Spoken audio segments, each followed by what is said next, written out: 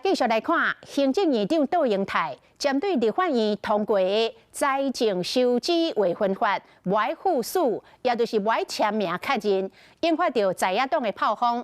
那被立委今仔日全体总动员开记者会来宣布，要来弹劾到总统赖清德。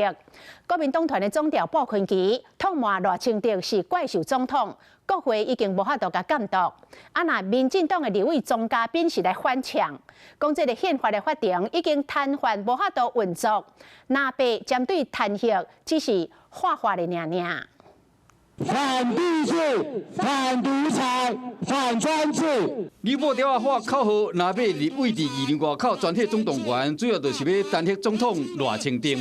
赖清德已经完全不在乎全国的民意，就是要毁掉台湾的民主，让他能够肆意妄为。国会已经没有办法来监督这个总统，这个怪兽的总统。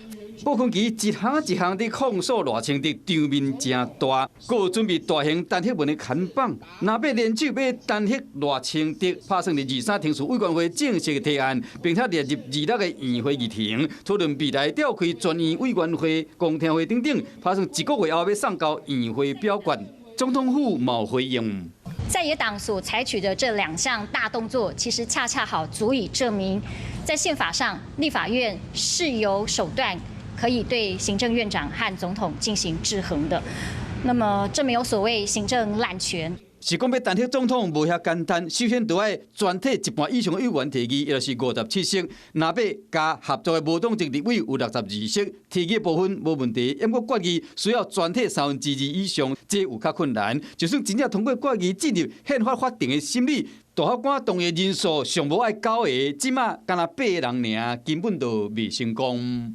宪法法庭已经在去年由国众联手2修宪诉法，造成法庭的瘫痪。宪法法庭既然无法运作，那立法院要如何弹劾总统？这就是喊喊而已。